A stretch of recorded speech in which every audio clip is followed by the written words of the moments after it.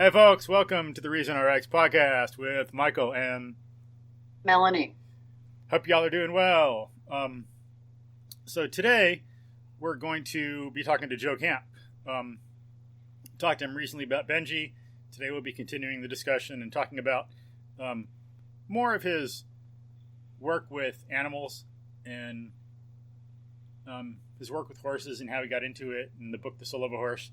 You know, it's important for not only the biological aspect and thinking about animals and what they're like, but, you know, the relationship. And then as The Soul of a Horse is subtitled, you know, life lessons. There's surprisingly a lot more, you know, maybe for some people, surprisingly, a lot more you can get out of this than just horses. Even though, well, we might be talking about horses, but we're talking about a whole heck of a lot more because as we'll explore and as you'll learn, you got to have confidence and be like some of these things people talk about and maybe some martial arts or meditation or yoga and stuff. You got to be centered and balanced and emotionally stable and all that to really deal with the horse well. So it helps you as well. There's all kinds of things you get out of being around a horse, and that's why they can be used for therapy. I think they're used for some autistic kids, as I might have mentioned before in last podcast with Joe, but certainly in others, they're used with some soldiers with PTSD to help them recover. It is for a reason, you know. Dogs, horses can help us heal and become better human beings in ways that we can't with other people.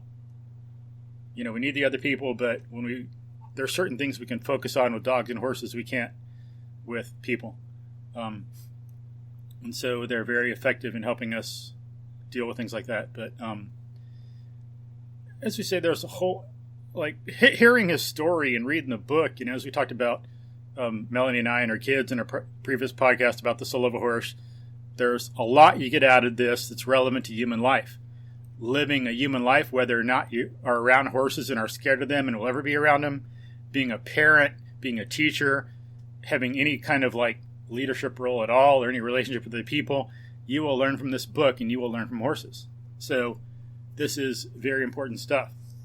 You know, we got to think we're not brains in a vat. We're not like intellects divorced from everything else. You know, we're like human beings. We got this full, whole, developed, holistic, but like nature to us that we got to consider. And so, and this is helping us deal with that. So this will be a really valuable conversation. Might be surprised that there's a lot we can get out of this and learn from it. You have anything to add, Melanie? Just that I guess everybody probably knows by now that I homeschool the kids, but Michael had us read Joe Camp's book, The Soul of a Horse, for the class, really, and in science, understanding the nature of different animals and the horse in particular here. But all of the kids, ranging in age 11 to 16, have said they will never look at horses the same way again. And this book has made a huge impact on our family because we see horses around because we're in Minnesota and North Dakota, and it just has completely changed our views. So I cannot wait to talk to Joe about all of the very valuable information that he has put into this book today. So thanks and welcome, Joe. Thank you. Again, it hasn't been that long, so I'm happy to be back. Yeah, it's been recent. Let me see if I can find something really quickly.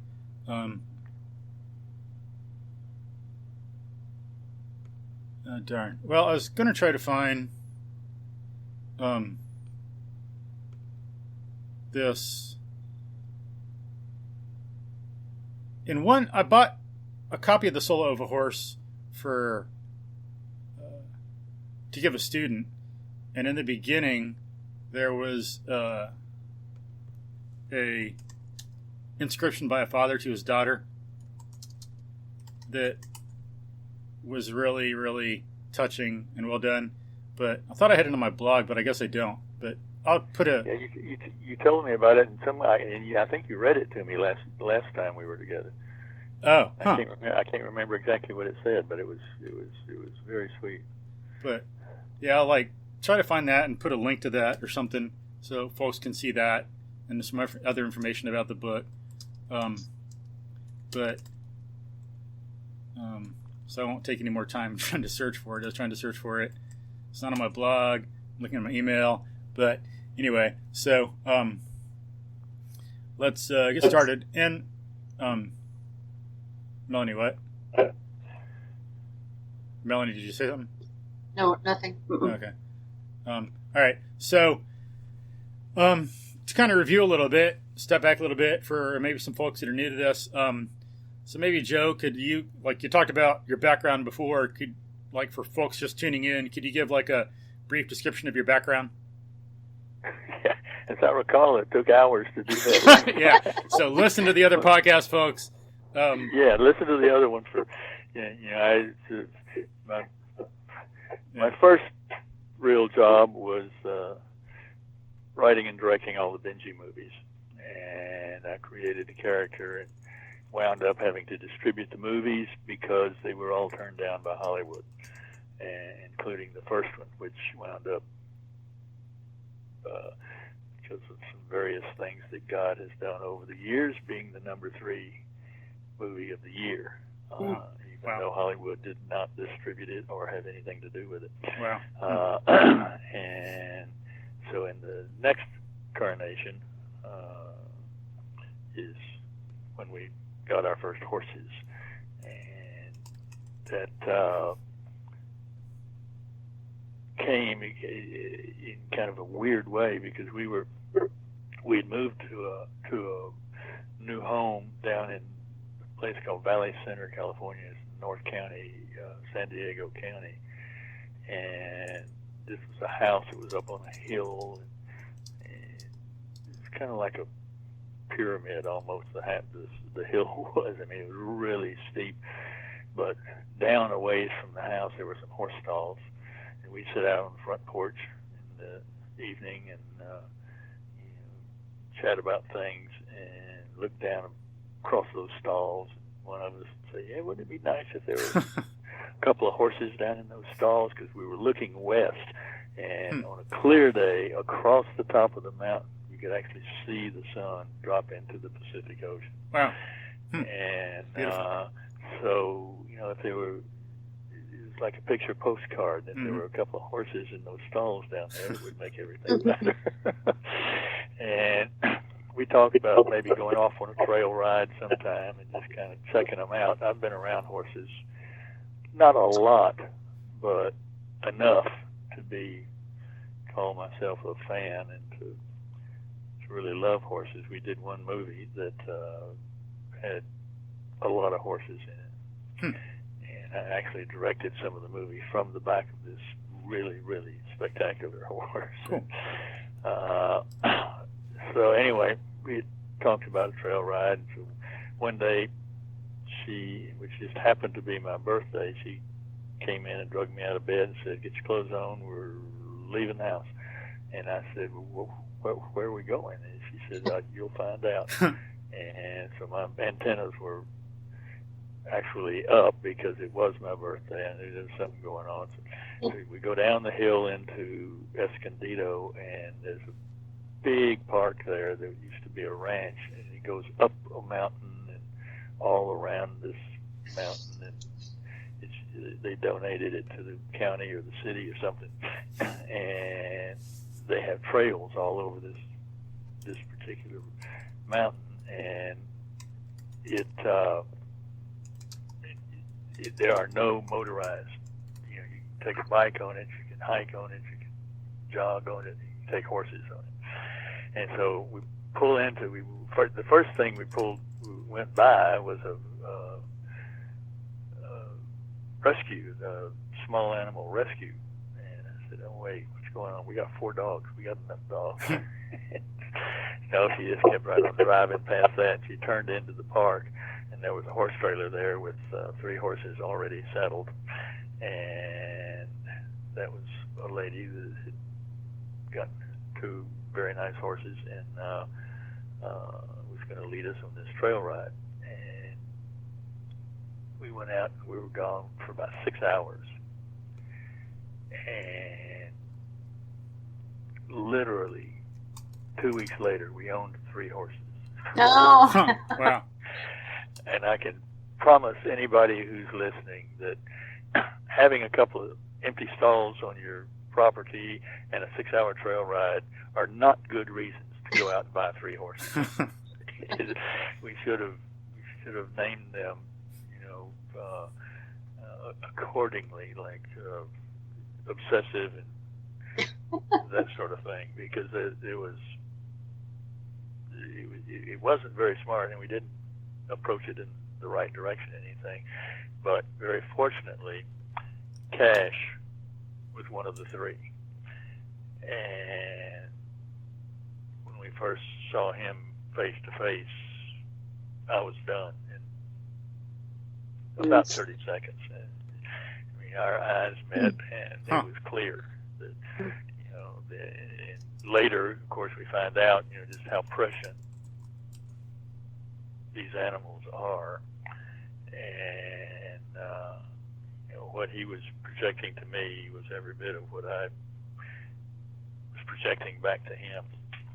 So that's how we got into it, and got into horses altogether. And before we actually picked him up, we had made our token trip to Boot Barn, where you gather all the goodies that one needs when horses are going to be present, or at least some of them.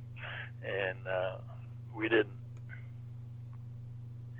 had no clue basically what we were doing. We were just getting things we were supposed to get, somebody told us to get, or whatever. Yeah. And Kathleen happened to pick up I think it was a horse trader, one of those newspapers that lists all the horses. You put classified ads in there when your horse is for sale, kind of thing.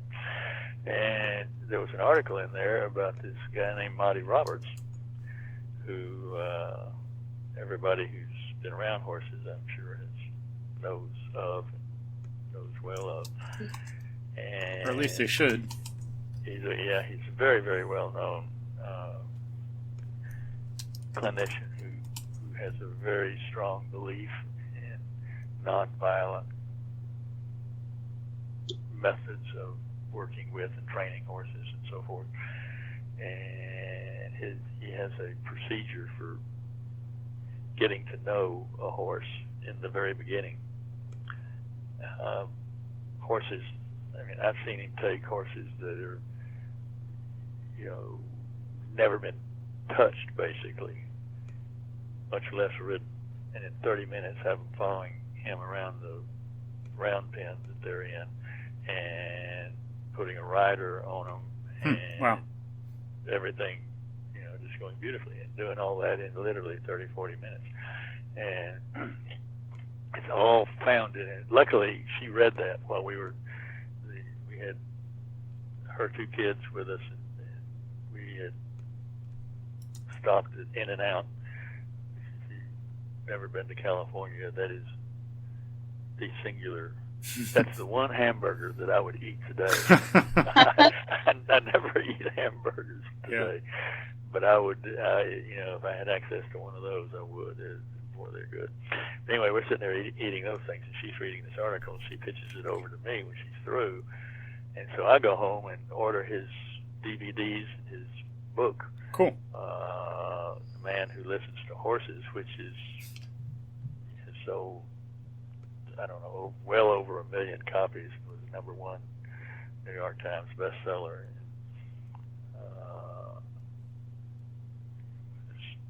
The Queen of England is a big that good book, and of him and so forth.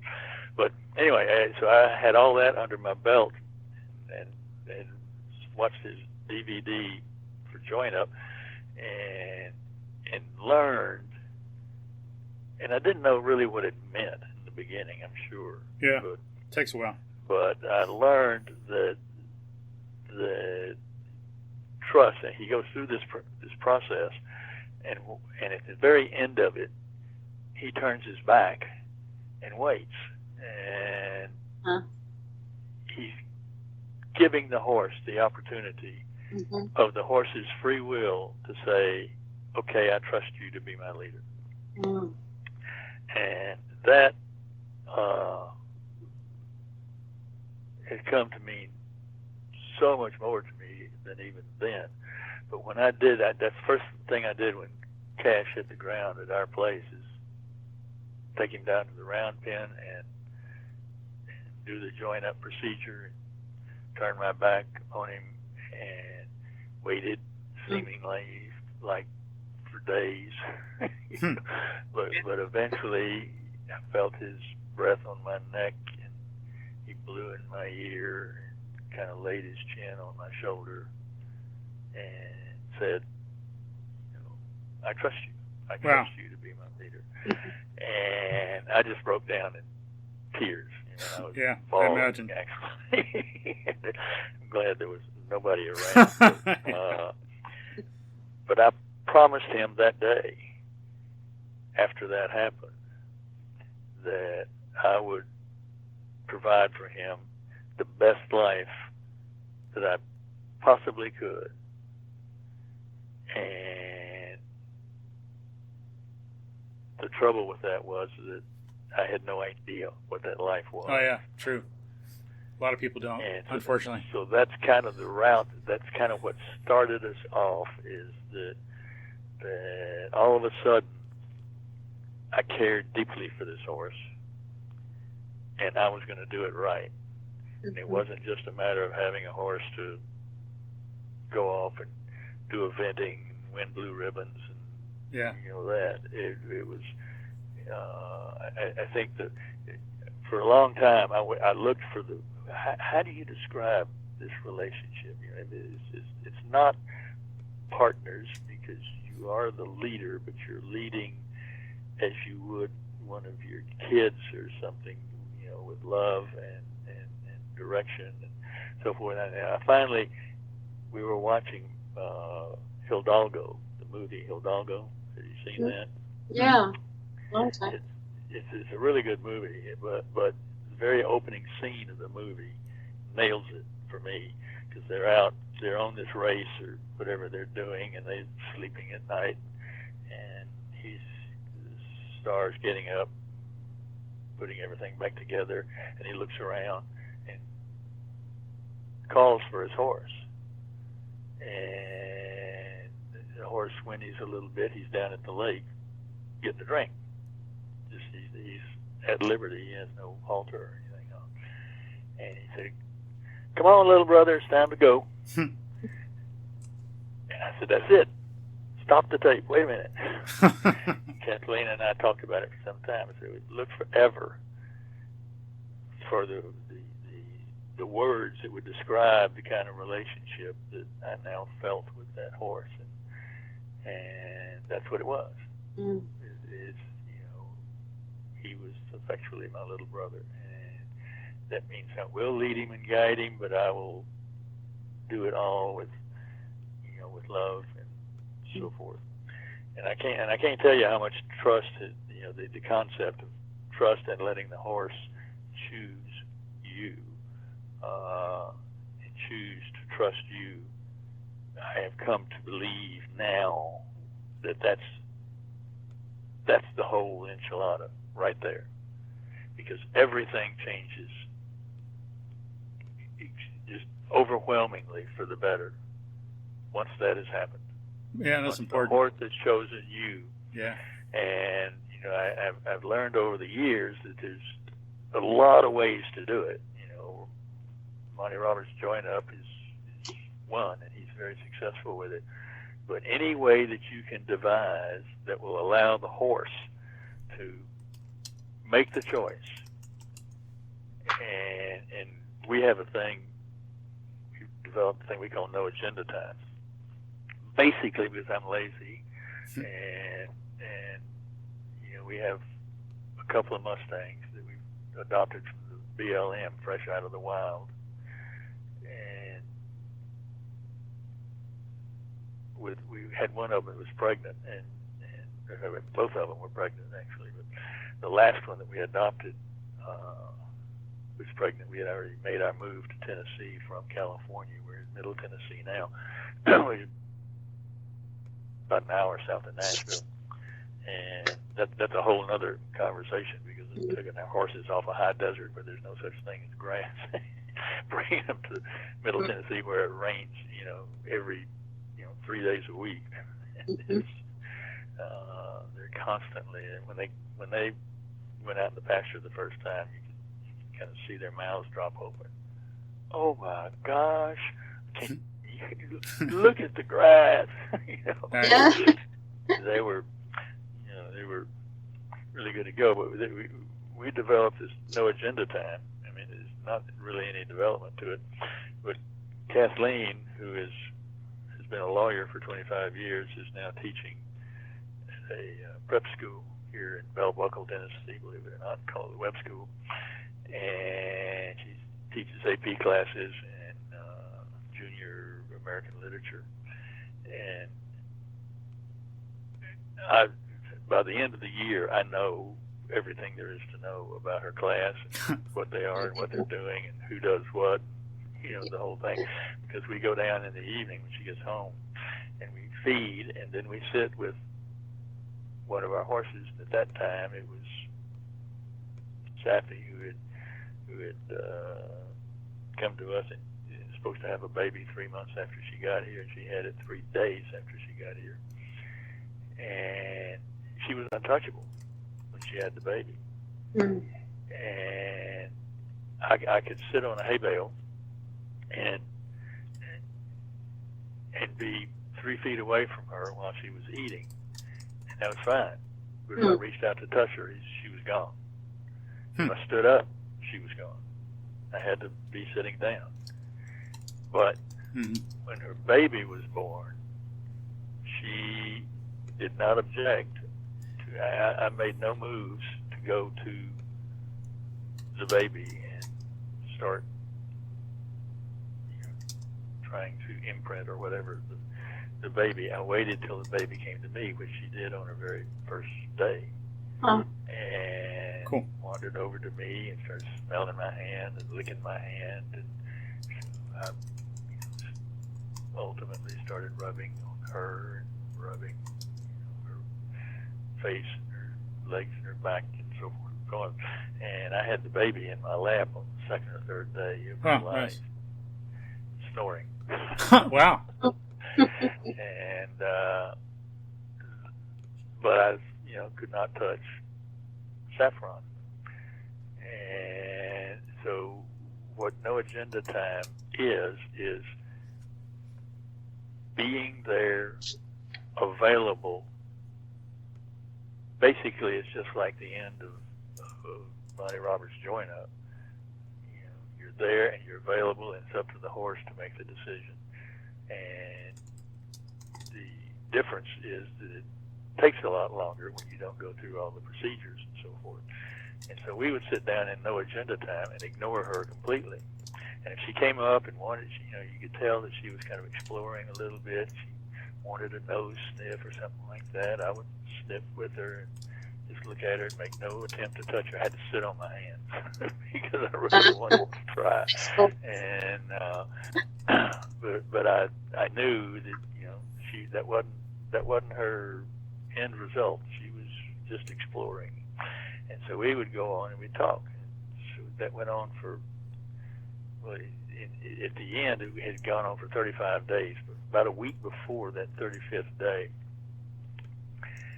the baby was asleep on Kathleen's feet, actually laying on Kathleen's feet. And we were sitting there talking, and Mama was nearby, munching some hay, and she looked over at the water tub, which was, 40 yards away across the paddock. And she looked down at the baby, she looked at us, looked back at the water trough, and walked off to get some water. That's the first time she'd ever done that. Wow. And I said, nice. Oh, my goodness. Yeah. Things are going on. We're not too far away. Yeah, cool. And to leave that baby in our care, sleeping on Kathleen's feet, these strange human beings. But, the substance of no agenda time is to give the horse no reason whatsoever, any reason, to not trust you. So that trust has to be the ultimate end to the whole thing. And I've seen, like with Zeke, it began to take place over time, and with a lot of that, you can see that it's coming. But I've never had anything happen like with Safi. About a week after the event where she walked over for the water, we were sitting down there talking, and our paddocks and barn, breezeway, and around the water, pond, and all of that is all pea gravel, because all the horses are barefoot. We'll come back to cool. to all of that and the whys, but it's really, really good for their feet because they don't wear shoes, none of them. And so anyway, I hear crunching on the pea gravel, and I'm turned towards Kathleen. She's looking kind of over my shoulder, and I said, "Is she getting closer?" And she said, "Uh-huh." And she's pulling out her phone and slipping, punching in the camera. And about that time, she got close enough, and she blew in my ear, dropped her head on my shoulder, wow, and went to sleep. Wow. And I was like, the boy kid in the theater on his first date. As if the girl doesn't know that hand's slipping around behind her. But I was easing it up over the backside of her neck, and being very careful, because I tried a couple of times before we got into this no agenda time thing to touch her, and I couldn't. I mean, bam, she was gone, and she wouldn't allow it. And so I ease it up over her neck, and I begin to rub, and there's no reaction whatsoever. Nice. So I scratch behind her ears, scratch her in her ears, scratch her under her chin, down on her chest, up on her back. I stand up, go all the way down her back, scratch her on the belly, and she just stands there. Yeah, that's the kind of trust a lot of people want with horses, but not enough get. It's like, yeah. And I went down to her feet, and I didn't pick anything up that night, because I didn't want to push it. I didn't want to blow it, and I didn't want it to end other than the way I felt right then. So I didn't go all the way with it, but it was. I mean, she flipped a switch, and I've never had it happen before or since, really. And that it just happened just like that. And a couple of nights later, Kathleen went over, and we'd had a halter hanging on the paddock, one of the posts of the paddock or something, just so that she can get familiar for it being there and whatnot. And Kathleen went over and picked it up and brought it back and had her sniff it and rubbed it on her face, and blah, blah, blah, went all the way through the, rubbing it down her back and getting her totally comfortable with the halter, and put the halter on and take it off, put it on, take it off, and then finally tied it. Yeah, non-event. Absolutely a non-event. Yeah, as opposed to, like, for a lot of people, they got to struggle for that. And I, the next morning, I clipped on I put the halter on and clipped on a lead rope, and had a little incident, my mistake, right at the beginning, but we brought it all back, and Kathleen was taking pictures, and they're all on the website under Sassy and Stormy, and it literally in 10 or 15 minutes, I had her leading on a loose line, wow, turning, doing, backing up, any of that stuff. And so out in the middle of the paddock, I took the halter off and looped the rope around my hand, and I said, "I'm going to go put this up." And when I turned to go put it up, she turned and walked right beside me all the way in. And I said, "What do we need this thing for?" And my guess is, and that was, Safi is, Stormy is 6 and a half now. Yeah, Mm. like that. And so that was 6.5 years ago in that vicinity. And I'll bet she hasn't had a halter on 6 times. Wow. Nice. In all 6 of those years. And she will follow me anywhere I want. All the horses will do that. Follow me anywhere I want to go, and etc. And we train.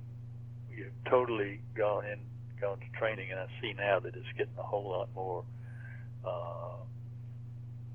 talk and exposure and so forth. Good. Positive reinforcement, negative reinforcement. Negative reinforcement is where you, for example, want the horse to lower its head, and you pull, not heavily, but you pull it and make it uncomfortable for them unless they lower their head.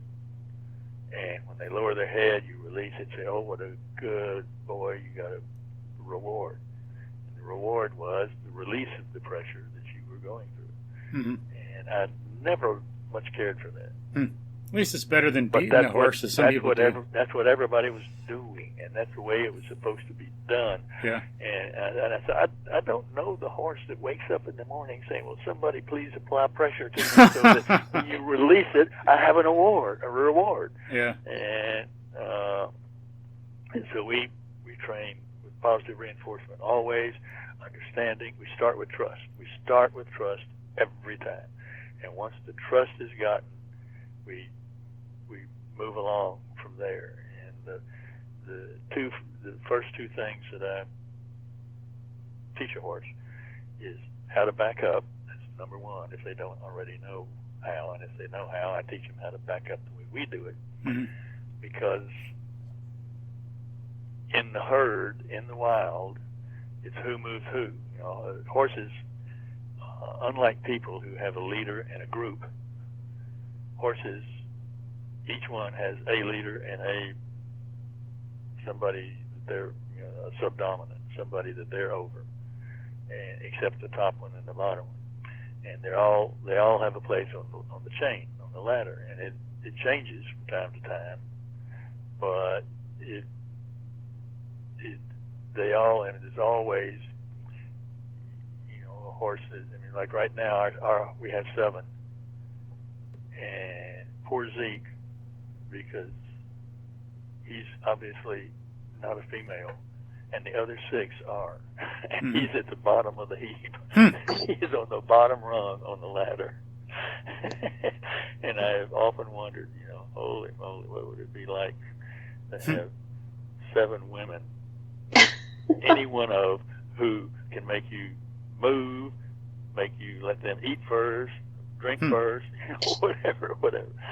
And different so, species, yeah. It's like that's but their who life. moves who in the herd is how the leadership placement is determined.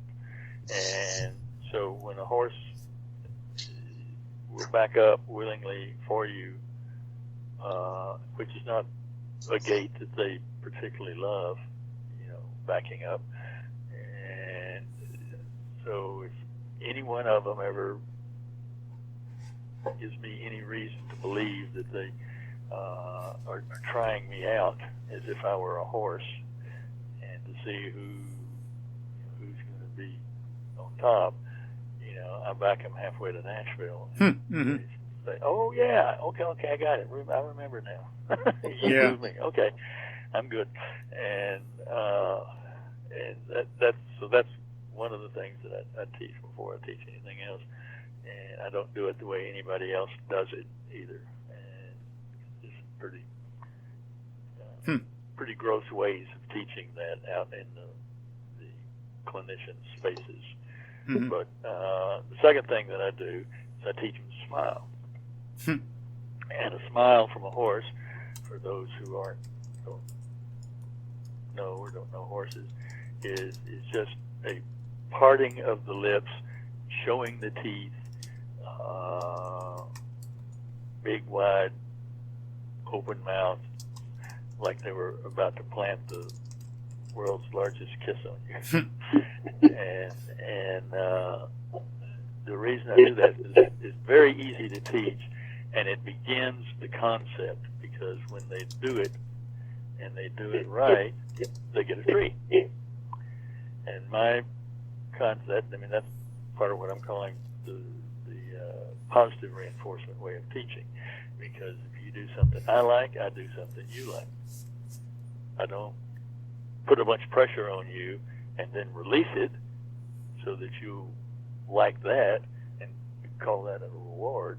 I teach you to do something and you do it, and I give you a treat for doing it. And that has now become, I don't know how many of you know or have ever heard of Mustang Maddie, but she is one of those who is just an amazing person. She spends all day, every day, with her horses. Cool. And all of them are Mustangs that aren't zebras and donkeys. She has, I think, 2 zebras and has worked with them. But she uses the same thing. She uses treats and positive reinforcement.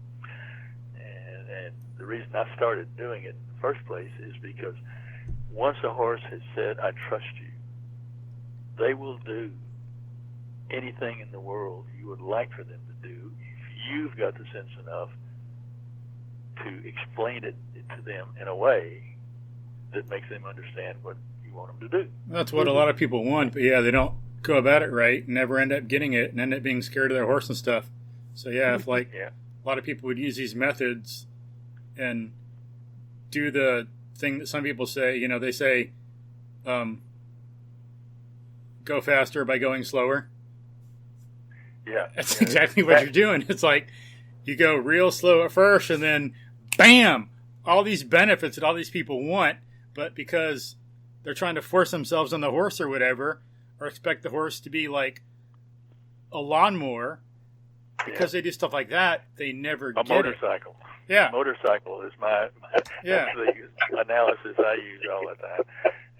And I'm actually, much to Kathleen's chagrin, I said that a couple of times. I said, what you need is a motorcycle. True, yeah. But it's true. Some people. It is, So what I want them to do is get the concept that I'm going to be showing them stuff and teaching them stuff, and when they do it, they're going to get something they like. And I think that's a fair way to approach it. You do something I like, I'll do something you like. And so it goes from there with, little trick kind of things and so forth, but then I get out and I use it on everything. That's why any one of them will follow me 300 yards from one end to the other of 3 football fields. Life is more about achieving values than like avoiding pain, and I think that's a good thing you're doing. I like that a lot. Like with people, dogs, we got to defend ourselves and avoid pain. Yeah, but the most important thing is achieving values and showing you're a good leader. It's like you're leading these horses and they know you're going to do it, and there's these rewards, and they're not like scared of you or something. It's like because they want it. And once they have assured themselves that they trust you, then that makes a lot of life so much easier, because they know that you're not going to take them into something that is going to be really scary. Yeah. And instead of not going, they'll go. They may be apprehensive, but they're not. They know that they're in good hands. And yeah, right. That you're not going to do something. You can do something crazy. And they also know the minute they do it right that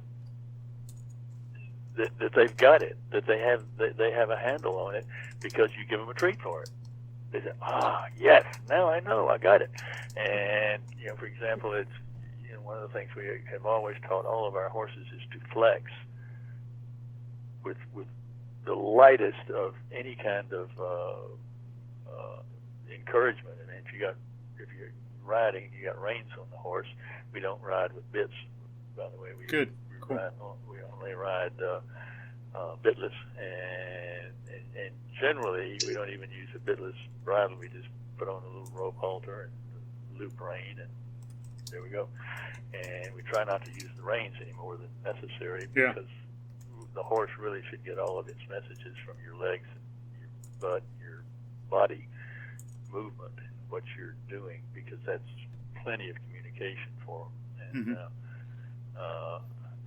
but we teach them to flex, whether it's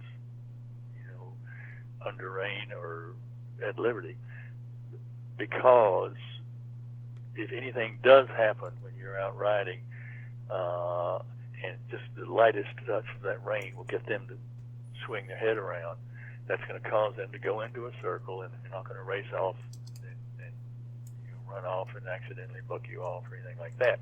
And you slow the circle down, and then finally it's over. And so that's just something that it's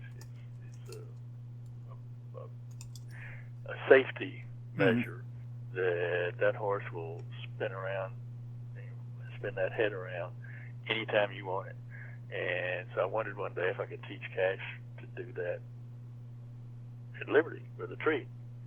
And it actually took no longer than 3 minutes. Huh? Wow! Dang. And we teach concepts also. We teach concepts like other, because we always do that with the dogs. With Benji's original trainer, taught say, give me your foot or show me your foot, and never saying shake hands, because that's just one thing. But you say give me your foot or put your foot, or the dog knows that's his foot. But the minute that he learns that, then Frank teaches, and now give me your other foot, and teaches the dog the difference. So now, no matter which one the dog starts with, you say other foot, they go to the other one. Huh, interesting. So they understand that concept, and if you say, going over that chair, and they start for that chair, and you say, no, the other chair, and they'll turn around and look, and you point, and they'll say, oh, okay, got it, and go. And so I have applied that same thing to the horse, and I taught Cash to flex, and literally all I did was hold a treat back by his rib cage, and I said, come on, flex, here it is, see it, back, all the way, and he actually knew what flexing was, because he had learned it, with reins and whatnot, and so he knew the word. And so it took him literally just no time at all to make the connection. He went back and got the treat, and so then I backed off and said, okay, flex, and he would go back and say, no, touch. He would touch his rib cage, and he'd get a treat. And as soon as he had that, which was very quickly, then I said, now we're going to go to the other side, flex the other side, and I would hold the treat over from the side I was on, and make sure he knew about it. I said, go to the other side, and he would do that. And he had both sides down, and all I had to do was kind of flick my finger in the direction or something and say, flex. You'd boink, you'd do it. And most of the time, we'd go right back to the other one before I could ask him for it and go the other side. Yeah, give me a treat. Yeah, he said, and I mean, there were times when Cash would come up and do his whole routine, everything he knew. That's funny. And I said, no, we're done with that. No, I told you we're done. No, we're all right. Funny. He would always take it far enough to where he would get one, but he'd never be horsey about it. It was done. But that's, I leaped forward quite a bit there because trust, that's where trust took me. And I think that's the most important thing that anybody can do, is get the trust of their horse at the horse's will, not at their will, before they do anything else. And that includes riding, training, or whatever. And then use positive reinforcement instead of negative reinforcement. And that rules out losing your temper. Mm. You cannot lose your temper, because the thing that I always say is, the last thing I want is for any horse to have buried in his brain something that is negative or caused a fear reaction from him. And the horse, being a horse is a flight animal, because in the wild he has no way to fight. Mm-hmm. And so he, his fight is to run away. And so a horse is very, very fearful of anything that's new. In the wild, they're taught by the herd masters and all to always react first and think about it later, because that instant, that second or two that it takes, to actually think about it and say, is that really a thing, or is that a plastic bag blowing across the path? Mm-hmm. Yeah. Or as Pat Pirelli calls it, what is a Bengal butterfly or something? Some butterfly flies across, and the horse says, "Oh my God!" And so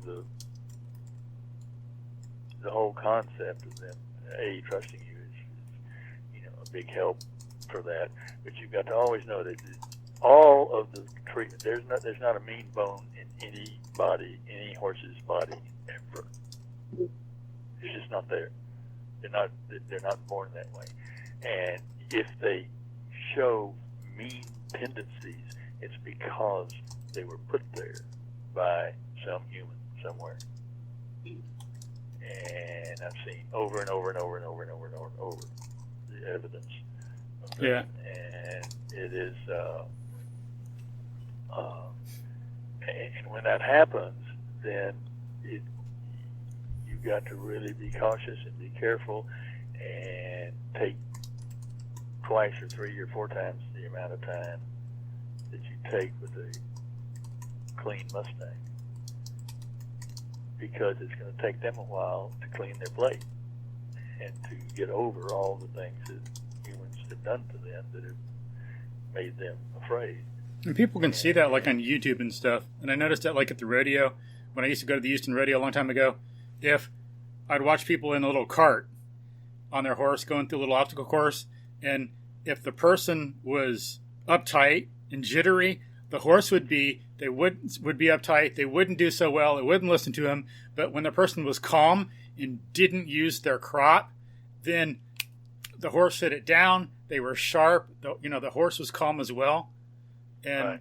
It's like with some dogs too. It's like one thing people can notice, if you haven't already, is like there's usually a relationship between how a dog behaves and how a person behaves. And if someone's strong and confident and just a confident kind of like passive leader, as Mark Rashid calls it, like you're a leader, but you don't demand it. It just, the dog or cat will follow you like a horse will, because you show that you're good at what you do and you have their goodwill at heart. If you're like, it doesn't mean you're passive, but you get the leadership position like by them coming to you instead of like forcing it on them. But if you got like that passive leadership thing, then the dog or the cat is going to be that way too. Yeah. But that one of the things is, and I'm going to differ with you a little bit. Cool. Because one of the things that I have found is that humans try to overcomplicate this thing. That passive leadership. What does that mean? Exactly. Oh my God, can I be leadership while being passive, or do I have to be active? What do I do? Trust. It's our nature. One word. But then we could say, what does trust mean? They have to do it. You have to figure out how to get them to do it or let them do it. You can't force them to do it. You right. You can't be the active party. Yeah, that's the idea, right? In the game. Mm-hmm. And you can do it through, join up. You can do it through no agenda time. You can do it like I'm doing it with Zeke, which is, some combination of no agenda time and other stuff. But they have got, once they're there, once they trust you, then that's the difference that it makes, that in the relationship, and the relationship actually comes after the trust. Yeah, so some people talk about the same thing. You got to have a good relationship with a horse, and a lot of the clinicians practice teaching that. The first thing you got to do is you got to have the horse's respect. That horse must respect you, because that's the only way you'll be safe from the horse. Mm-hmm. Wait a minute.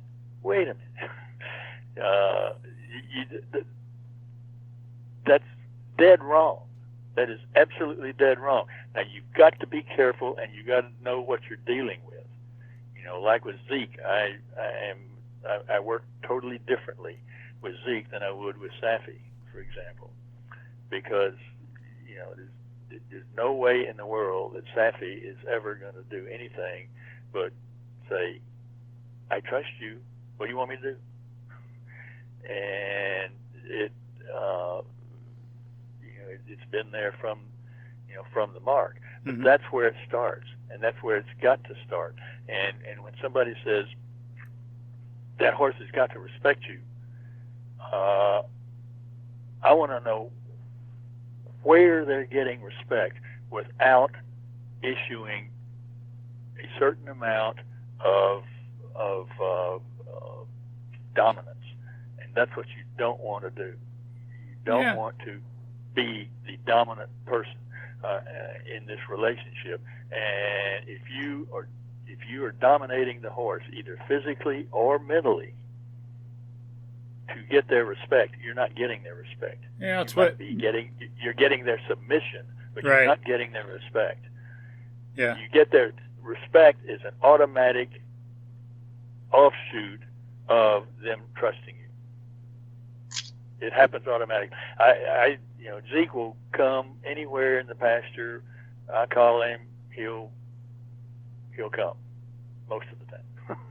He's not really into a good patch, and if I get up there where he can see me, he'll come. And usually he comes at a run, which is not the most comfortable thing in the world, particularly when we get as much rain as we do here.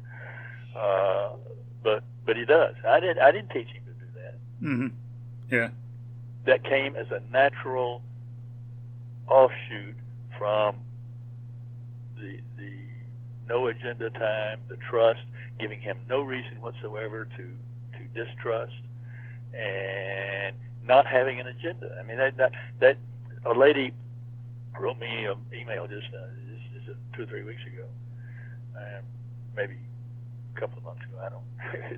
Wasn't long ago, and said, "Can you give me any advice? I get my halter and I go out to the pasture and I can't catch my horse."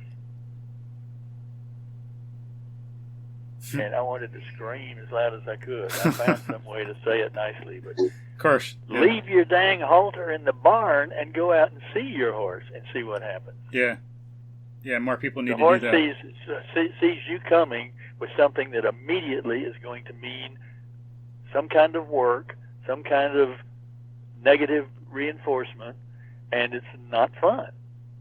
Mm-hmm. It's not, and it is,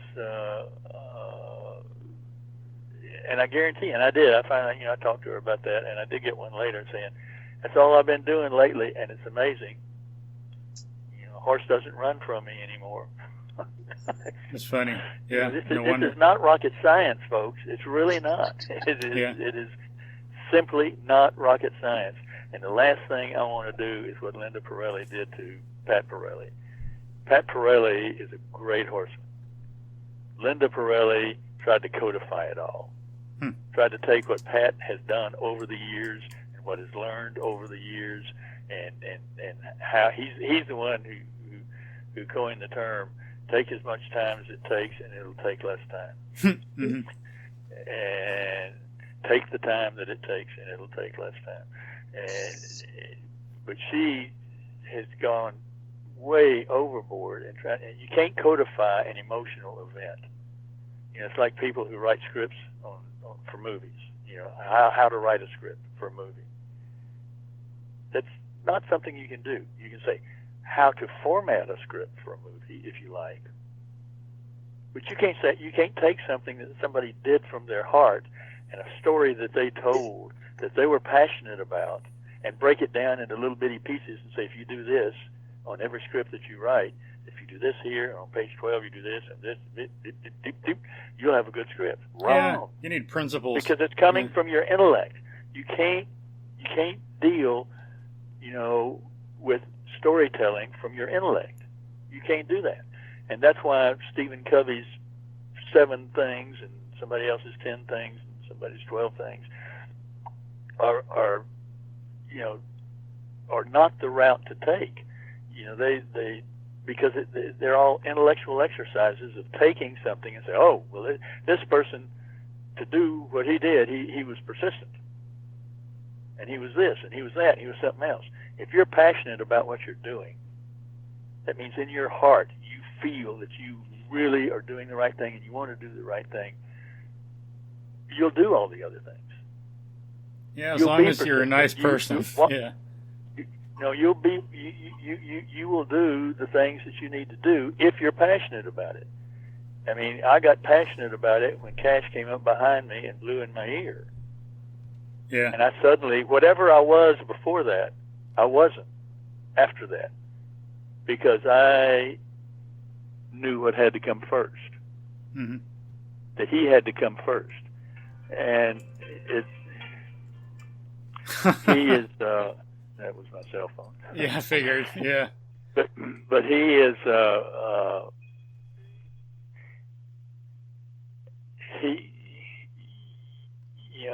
I mean, I love the horse. I loved the horse, and still do. But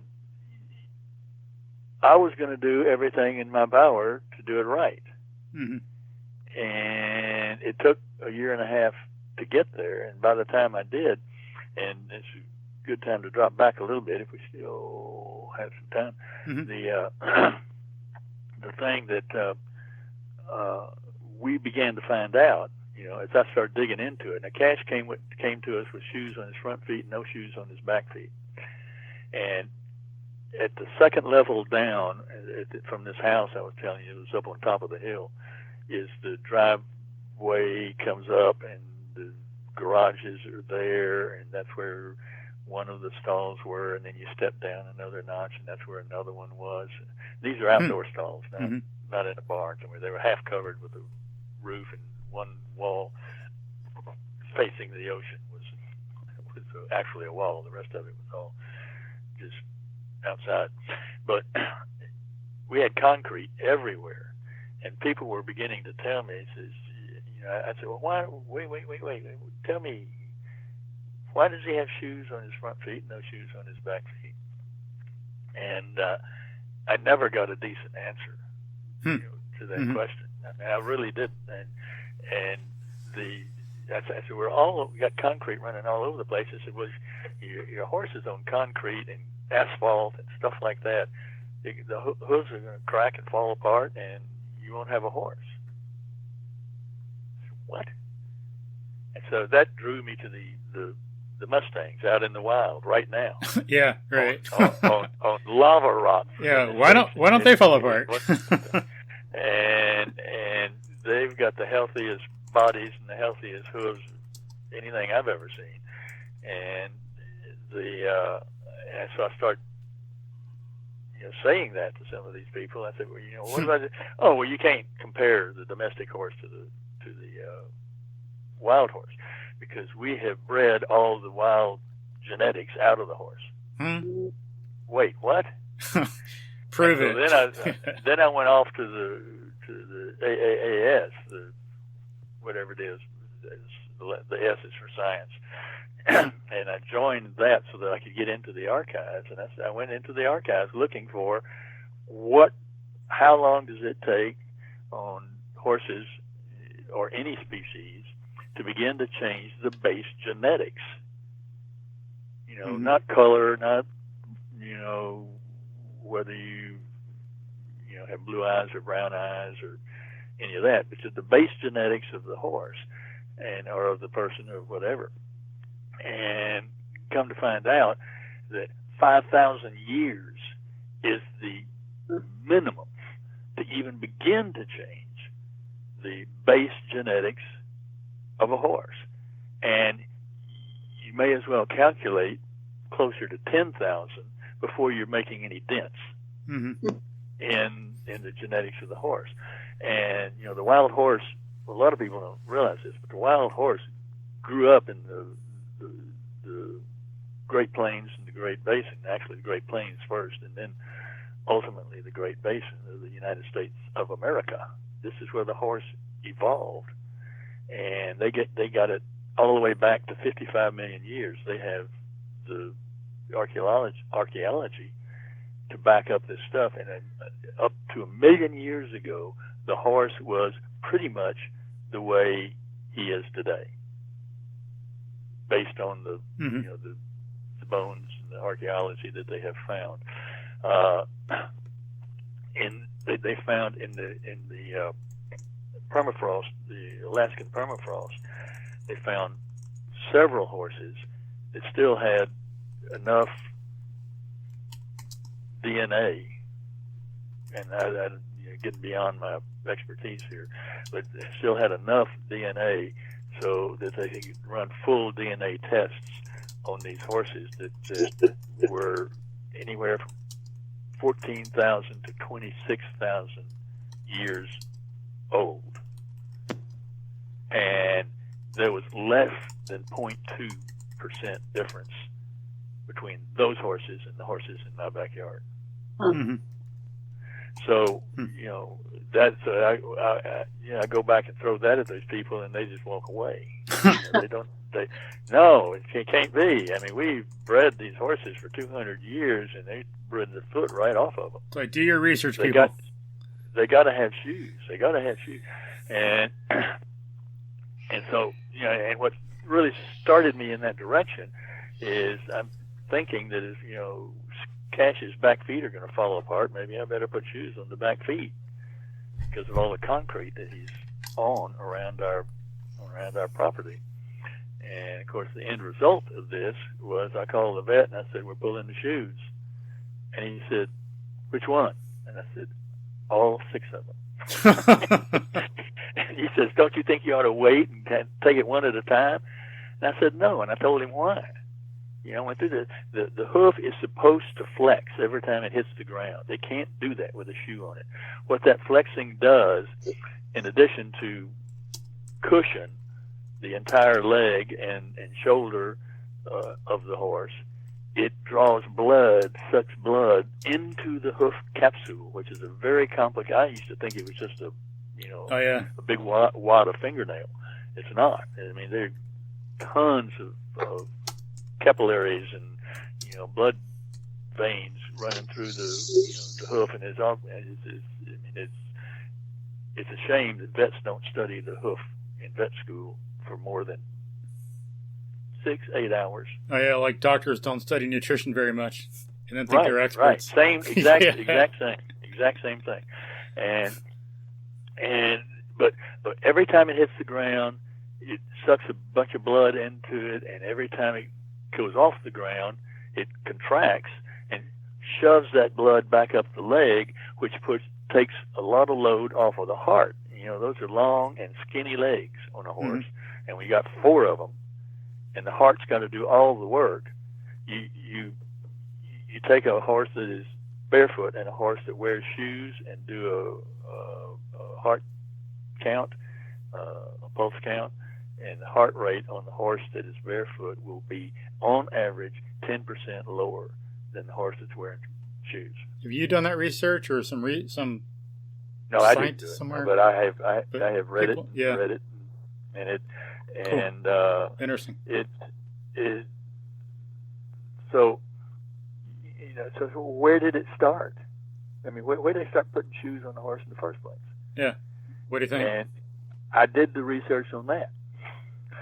Cool. And where it goes back to not specific to where, man and place, but back in the medieval days and times, when the kings decided they were going to move up to the top of the mountain to put their castle because it was more secure, it was easier to protect from the top of the castle, and so they went up there and put their little villages and whatnot up there, and all the peasants stayed down in the valley. And so when the horses went up there was no place for them. There were no pastures on top of the mountain. There were just brick streets. And so the horse would clump around on the bricks and then go into his stall, where he would swish around in his own poop and pee for all day sometimes, or however long he was in there every day. And the chemical damage to the hoof when he would go out and clump around on the concrete is what would break him down. And so they tried to figure out, well, what are we going to do? The horses down in the pasture are doing fine, down in the valley, as they always had. But so somebody decides we're going to come up with a piece of metal that'll hold the hoof together, basically, and it will keep the hoof itself from clumping around on those brick papers down there. And that's basically what where it came from. And then they went down the hill to go off and fight a battle somewhere, and all the peasants down in the valley, whose horses were doing just fine barefoot, said, "Oh my God, he's got all this shiny metal on their shoes, on their feet. We better do that." Cool. Too. Let's do it. Yeah. The king knows best, right? Yeah. And the ammonia that they would suffer in stalls that weren't cleaned out to a smidgen every day, would just tear them up. So that's where the whole thing started. And Interesting. The nothing. There was no breeding the wild hoof off of the horse. It was all about the horse living like he's supposed to live. And so then that took me, even from the course of our horses, when the shoes came off of Cash, I don't think I've ever seen a horse smile before or after like he did. Cool. I mean, he was one happy camper, and he was good to go. Oftentimes, because the hoof has had so little blood flow for so long that it takes months sometimes, and it takes somewhere in the vicinity of 8 to 12 months, depending on the horse and so forth, for them to grow a new hoof all the way from the top to the bottom. And sometimes that's what they have to do. They have to grow a whole new hoof before they're really good. But you got to let them do it. Yeah. And you can't say, "Oh no! Well, every time a shoe falls off of my horse's hoof, he's hurt. He's got to have the shoe." And I said, "Have you ever crossed your legs for so long that when you uncrossed them and tried to stand up, you couldn't?" That's exactly what's happening to the horse. When the blood flow goes away, the nerve endings go away also. And so he doesn't feel anything when that shoe is on the hoof. You pull the shoe off, and suddenly the blood's flowing again, and he's saying, "Oh my God, what's that? That hurts," because it's been so damaged. And that's I mean, it's like so many other things that we have done. Yeah. Everything in the world by not really knowing what we were talking about when we start. Yeah. And here is an animal who is born, a flight animal. Fear is his number one thing, and actually their safety is the number one thing that they worry about all the time. And the second most is procreation, so they can Mm-hmm. build a species. And they, are, like I say, a flight animal, and they live in a herd for one reason, not because they're all buddy and friends, having fraternity meetings or anything. No, it is safety in numbers. And so when they're away from the herd, that's the worst time for them that they can be. And one thing, before we get into the herd thing a little bit more, like people can look up if they want more evidence about the barefoot thing. Look up Houston Mounted Patrol. Yeah, absolutely. They go barefoot. All their horses, they used to be shod, but they'd have some hoof problems and other problems. But once they went barefoot, pretty much all that stuff went away.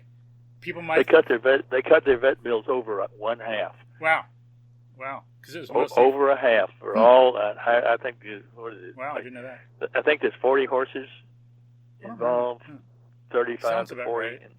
in that range, and they literally cut their vet bills in half, and now they're going bitless also. Oh wow, sweet! I didn't know that. That's awesome. And you don't need a bit. And finally, I've seen a lot of people who told me I was nuts, who are actually doing it now and still eventing, doing jumps and whatever, and barrel racing and all that kind of stuff. Because there's several people out there now. Stacy Westfall is one of them. Yeah. Who rides and wins standard Western competitions with no bit, no bridle, no saddle. And I'll put some links to some of that in the show notes for folks to see, like Stacy and her horse working. Yeah, she is. That's. I've always said that's who I want to be when I come back. But she's really, really, really good at that, and there are a lot more people doing that now. This Mustang Maddie I was talking about, cool. Won her latest Mustang. These Mustang competitions that they have around the country in order to try to stimulate adoptions and so forth. And the horses sell after the show to whoever wants to buy them, and oftentimes the trainer buys them and takes them home because they've gotten attached to them.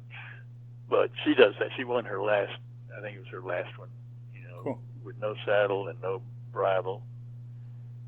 All messages from the horse, from the person to the horse were, through the body, and she won it. Wow, it's awesome. So anyway, so we began, a horse in a stall. I found this somewhere. Somebody had done a test to see how many steps a horse in a stall takes in the course of a 24-hour day. Mm. And on average, it's 800. A horse in the wild will move anywhere from 10 to 20 miles a day. Their entire body is designed for movement. They munch and move all day long and all night long. They sleep maybe 3 hours out of a 24-hour period. And every once in a while, they've got to have REM sleep. To get REM sleep, they got to lay down on their side. They look dead. They're just flat on the side.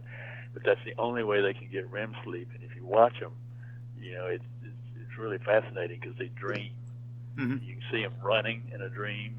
Oh. Their feet are actually moving like they were running. Cool. And whatnot. And it's usually no more than 15 or 20 minutes. But they've got to have at least one other horse from the herd standing guard before they'll do that. Mm-hmm. Which A, doesn't happen when they're in a stall, Mm-hmm. B doesn't happen when they're the only horse on the property, Mm-hmm. and so they don't, because that's the most vulnerable position they can be in, is lying down flat out, totally asleep. Because the sleep that they get standing up is, they never get into REM sleep. They need a certain amount of REM sleep to be healthy. And so it's, you can't take a horse that is meant to be in the wide open spaces where he can see the horizons to know if there are any predators coming, where he can live with other horses, and where he's going to be eating and moving constantly. And proof that this is part of the genetic situation is, our digestive acid comes and goes with the presence of food, turns on and turns off. Theirs doesn't. Theirs is running constantly, 24 hours a day,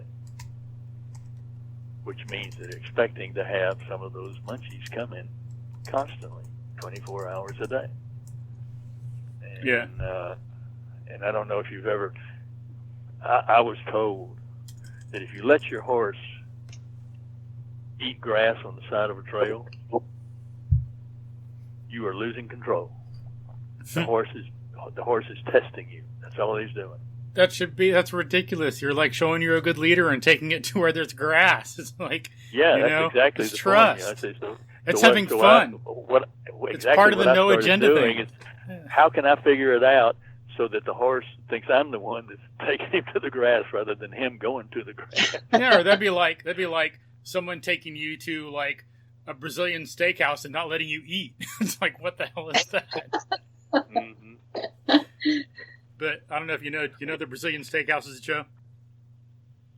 No. Yeah, we got them maybe, I don't know how much around the country they are. We got them more down here, but it's a restaurant you go into, sit down at a table, and they bring meat to you. You got a card that's red and green. If you turn it on the red side, they know you're not interested. If it's on the green side, then they bring you meat, and it's on these spits, and you get chicken, pork, beef, lamb, and they just bring you all these meat and all these different cuts. It is so good. It's the best.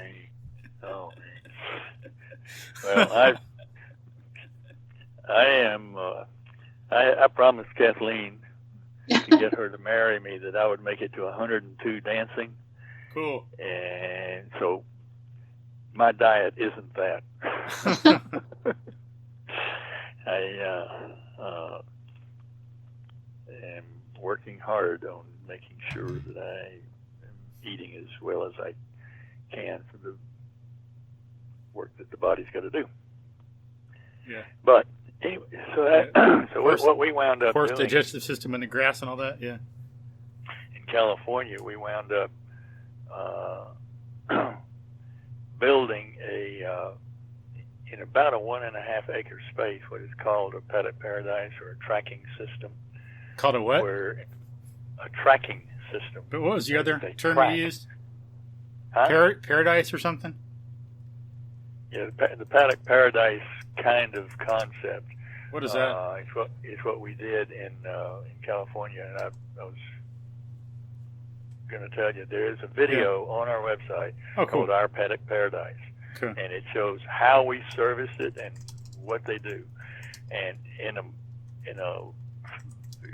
we had an outside perimeter that covered approximately 1.5 acres.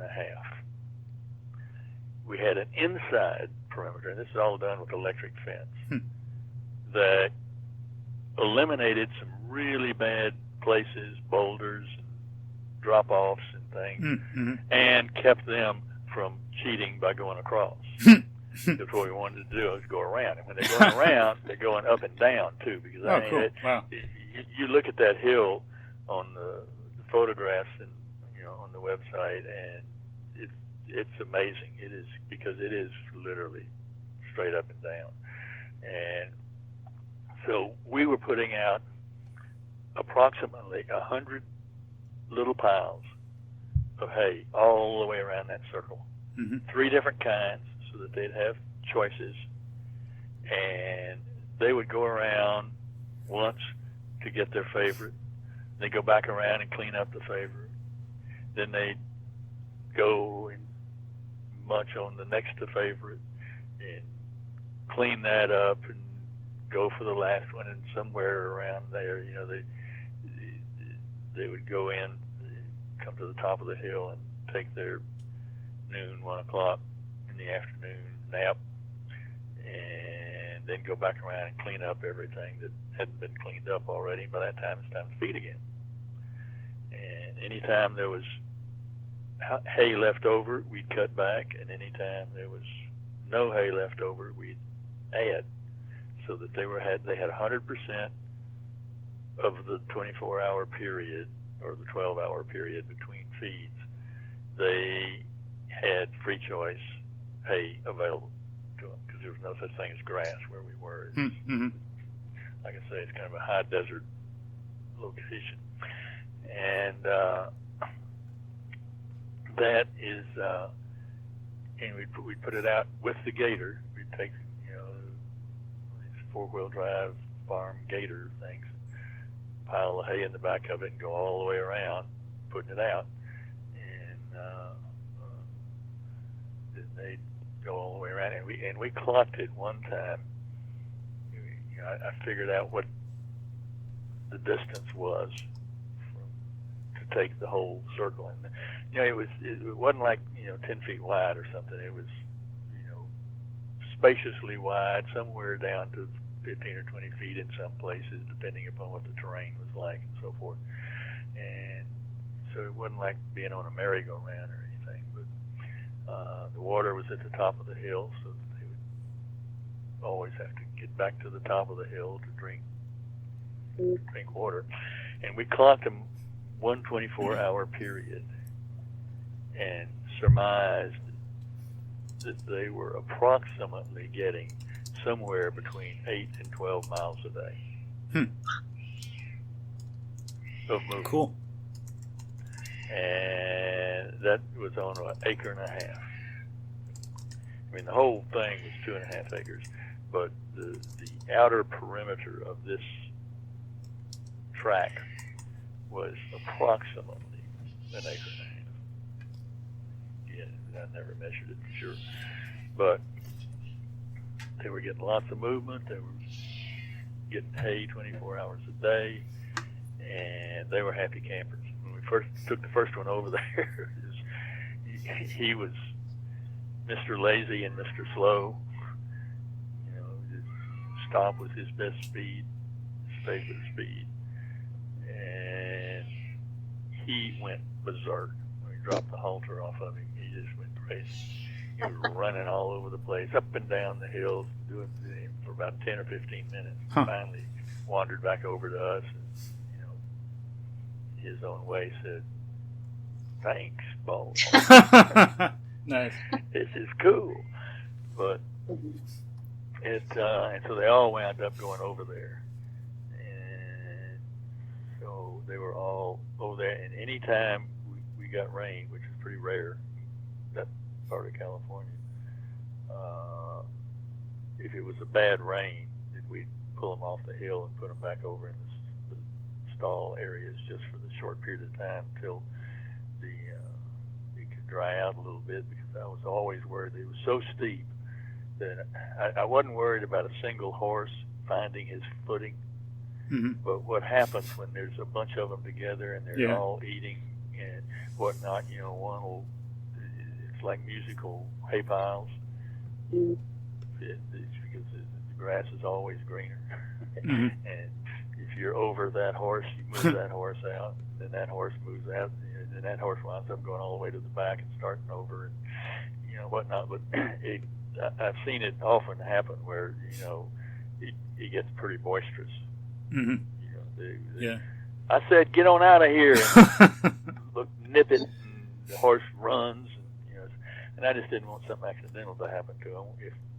Because it was, like I say, it was straight up and down, and it was very slippery when it was a clay-like kind of soil.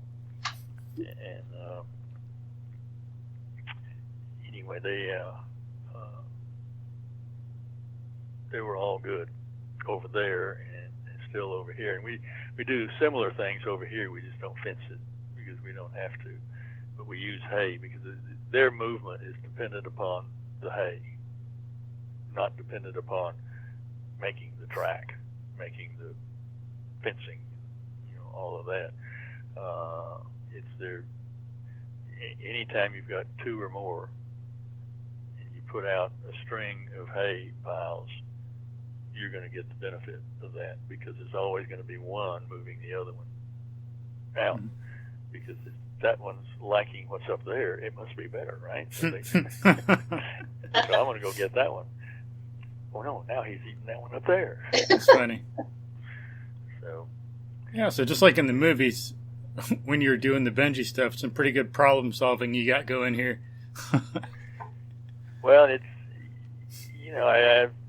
I told you the math story, and and I think that's true because that's basically what it all comes down to. And if you're passionate about what you're doing, it always the obstacles are not the same obstacles as when you're just doing a job that you don't care anything about. Yeah, true.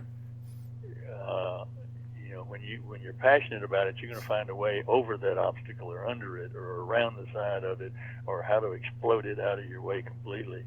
And or 5 different ways. Yeah, you are going to find a way to to get her done, so to speak. And there was no way that I wouldn't. And then when I got onto this and really started digging deeply into it,